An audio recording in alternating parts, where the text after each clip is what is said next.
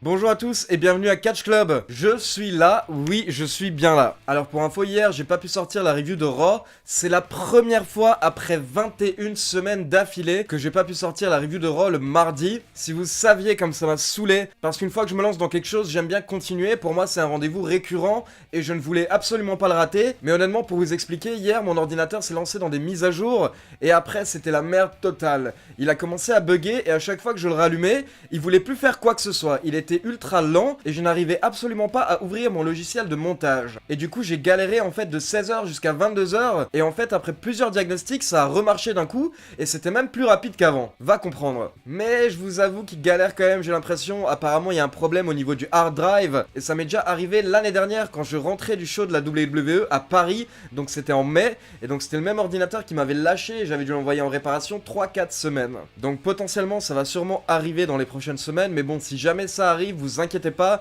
je ferai tout pour avoir un autre ordinateur pendant ce temps pour pouvoir toujours sortir des vidéos. Du coup, pour info, j'ai tout de même sorti la review de Raw, mais du coup elle est sortie aujourd'hui, donc mercredi à 12h30. Donc pour ceux qui l'ont raté, je vous mets le lien juste au-dessus de l'écran. Donc c'est le dernier Raw avant le Royal Rumble. Et donc ça bouge entre Brock Lesnar, Braun Strowman et Finn Balor. Mais donc aujourd'hui, si on se retrouve, c'est pour les résultats de SmackDown du 22 janvier 2019, c'est parti. Et donc le show commence avec l'entrée de Becky Lynch, The Man. La foule était d'ailleurs plutôt en délire pour l'accueillir.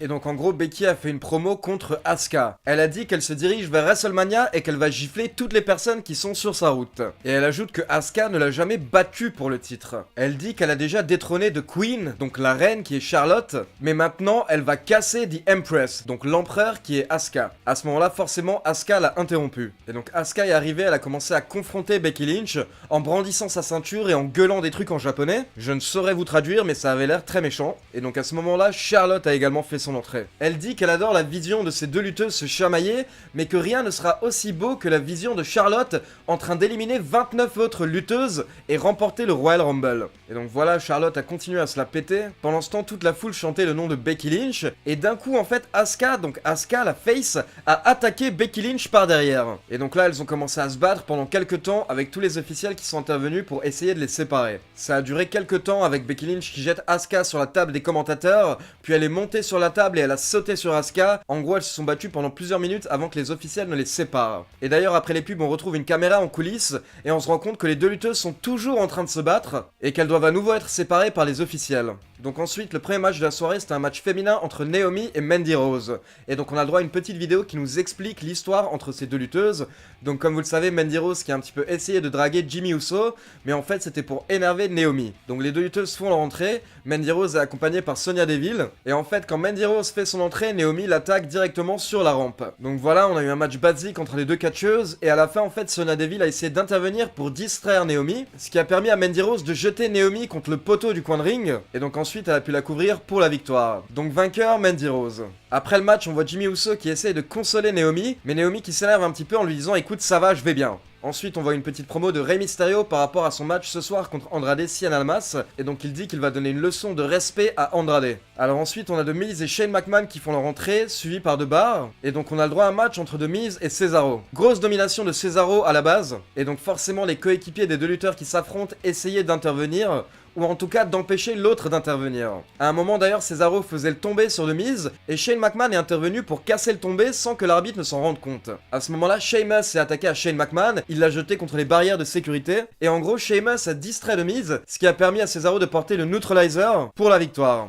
Après le match, donc The Miz était assommé, mais Shane a essayé de se venger, et donc il a attaqué Sheamus et Cesaro, et il a même placé Cesaro sur la table des commentateurs. Et à ce moment-là, donc il monte sur la troisième corde, donc on s'attend à un grand saut, mais Sheamus débarque et il pousse Shane McMahon qui tombe sur les barrières à l'extérieur. Et à ce moment-là, en fait, The Bar s'est acharné sur Shane et The Miz pendant plusieurs minutes.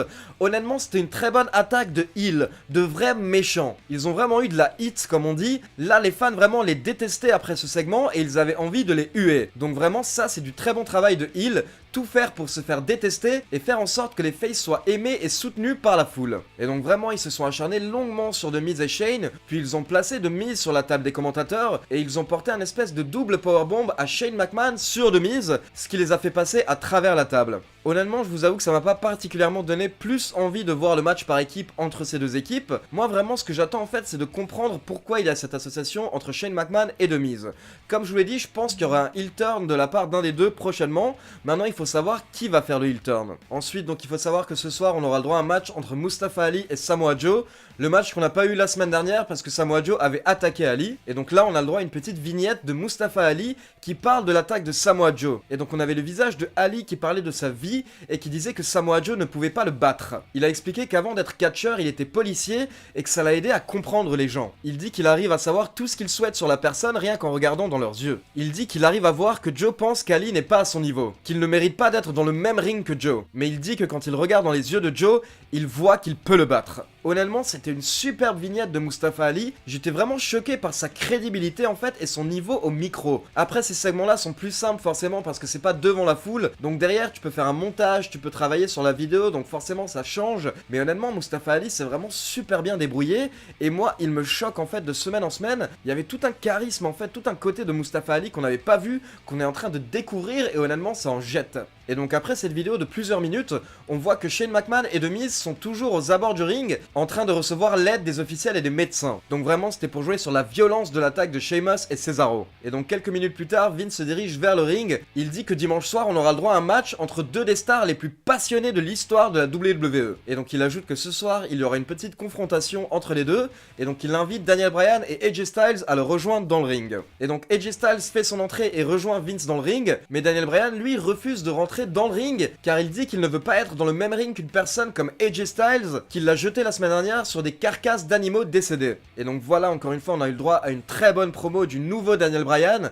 Donc d'abord en fait c'était contre AJ Styles et le pouvoir qu'a AJ Styles, car selon lui AJ Styles utilise son pouvoir seulement en fait pour avoir plus de notoriété et de richesse, alors que Daniel Bryan utilise son pouvoir pour le bien commun. Daniel continue par exemple en ajoutant qu'il n'est pas le champion du peuple mais le champion de la planète. Mais à ce moment-là AJ Styles essaye de retourner le discours de Daniel Bryan en lui disant qu'il est un petit peu un menteur, car par exemple il n'est pas venu à vélo ce soir à l'arène, il a dû prendre un avion comme tout le monde. Et donc les deux continuent à s'embrouiller jusqu'au moment où Vince McMahon intervient et il ordonne plus ou moins à Daniel Bryan de rentrer dans le ring. À ce moment-là en fait Daniel Bryan s'est emporté contre Vince McMahon en l'accusant d'être un parasite qui fait partie de cette génération de baby boomers qui prennent tout et qui ne donnent rien en retour et qui mettent en avant les profits plutôt que l'intérêt de la planète. Donc belle petite promo contre Vince. À ce moment-là Vince s'énerve encore une fois et lui dit de rentrer dans le ring.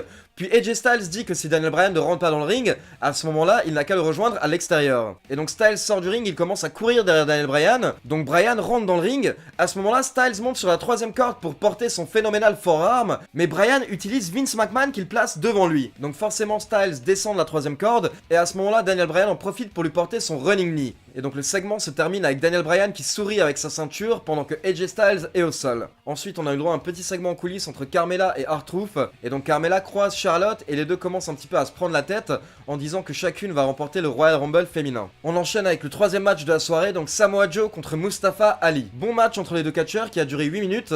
Honnêtement pour le moment ils sont pas encore donnés totalement à fond. Je pense qu'ils en gardent pour les prochains matchs. Et donc à la fin Mustafa Ali était monté sur la troisième corde pour porter son finish. Mais Samoa Joe a réussi à l'attraper par derrière avec le coquina clutch pour la victoire. Donc vainqueur Samoa Joe. Ensuite pour info on a également eu un petit segment en coulisses entre du New Day et le but était de parler en fait de Kofi Kingston qui chaque année fait quelque chose de mémorable en fait au Royal Rumble pour éviter d'être éliminé. Et donc sûrement cette année on aura encore le droit à un sauvetage de Kofi Kingston. Et donc on passe au main event de la soirée, c'était un match 2 out of 3 falls, Andrade contre Rey Mysterio. Donc c'est un match où pour remporter la victoire il faut battre son adversaire 2 fois. Honnêtement, dès le début du match, en fait, il y a quelque chose qui ne m'a pas plu, c'est qu'à ce moment-là, il était 3h35 du matin, donc ça voulait dire qu'il restait 25 minutes. Sachant que la semaine dernière, le match de Rey Mysterio et Andrade a duré 18 minutes, je veux dire là, j'aurais aimé que pour ce genre de match, il leur donne plutôt 40 ou 45 minutes. Parce que je veux dire, logiquement, c'est des matchs où souvent il y a 3 tombées, donc à ce moment-là, il faut beaucoup plus de temps qu'un match basique. Puis il y a un autre détail qui m'a gêné, je vais vous le citer. Mais d'abord, forcément, précision, on a eu le droit à un très bon match. Encore une fois, ces deux catcheurs travaillent parfaitement ensemble. Bon, lors de ce match, il y a eu un botch. À la fin, en fait, Rey Mysterio a tenté une prise qu'il avait fait pour la première fois avec Eddie Guerrero, où il tient la main de son adversaire alors qu'il est sur la troisième corde, puis il tente de faire un moonsault qu'il transforme en DDT. À la base, il avait fait cette prise pour la première fois avec Eddie Guerrero lors de leur match à Halloween Havoc 97. Mais là, malheureusement, ça n'a pas marché, les deux lutteurs sont tombés, mais honnêtement, c'était pas si grave parce qu'ils ont tout de suite enchaîné. C'est là que tu vois les professionnels. exceptionnel. Et donc lors du match, Andrade a remporté le premier tombé au bout de 7 minutes et 42 secondes, honnêtement avec un très beau powerbomb. Parce qu'en fait, il était debout sur la 3ème corde, et donc il a pris Rey Mysterio dans la position d'un powerbomb, et à ce moment-là, en fait, il est monté de la 2ème à la 3ème corde, tout en ayant Rey Mysterio sur ses épaules. Je veux dire, ça honnêtement, c'est compliqué à faire. Et donc il a porté un powerbomb de la 3ème corde pour le premier tombé. Ensuite, Rey Mysterio a remporté le 2ème tombé au bout de 9 minutes 32 avec la modification du Canadian Destroyer qu'il utilise depuis 2 semaines. Donc encore une fois, cette prise est magnifique et normalement elle te permet de remporter n'importe quel match, sauf quand tu viens de l'utiliser les 2 dernières semaines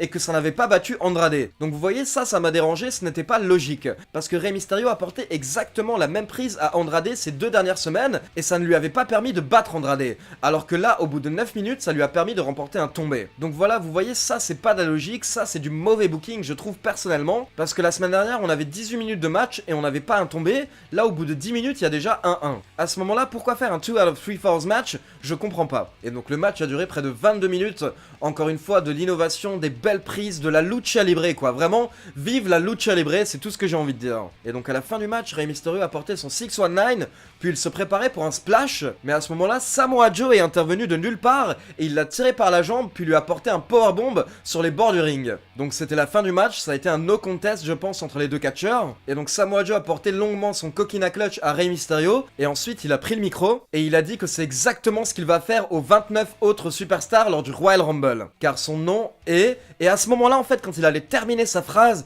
il s'est pris un RKO de nulle part. Et donc le show s'est terminé sur l'image de Randy Orton en train de célébrer pour vous faire comprendre qu'il ne faudra pas oublier Randy Orton ce dimanche lors du Royal Rumble. Donc voilà, c'est tout pour les résultats. Comme je vous l'ai expliqué en fait dans les résultats de Raw, je donne pas trop mon avis dans les vidéos review de Raw et SmackDown pour qu'elles ne sortent pas trop tard. Mais du coup en fait maintenant chaque semaine je vais sûrement sortir un podcast d'1 heure avec Ian Colby de la chaîne Wrestling Clinic afin de vraiment pouvoir revenir sur les grands événements de la semaine en détail. Et donc comme je sais qu'il y a plein de personnes qui vont rater ma vidéo de Raw, je vous le rappelle une dernière fois, pour info pour ceux qui ne sont pas au courant, Kevin Nash sera présent à Paris Manga les 16 et 17 février prochains et je serai sur place pour couvrir l'événement. Donc j'ai fait une vidéo pour donner tous les détails, n'hésitez pas à la checker, je vous la mets juste à côté. Et donc pour info, on se retrouve demain pour la review de NXT, vendredi pour les pronostics du Royal Rumble et samedi pour les pronostics de NXT TakeOver. Et dimanche on enchaînera direct avec la review de TakeOver. Voilà, comme d'habitude, n'oubliez pas de liker la vidéo pour soutenir la chaîne. Et on croise les doigts pour que mon ordi tienne le coup jusqu'à l'anniversaire de la chaîne dimanche. Et même au-delà d'ailleurs.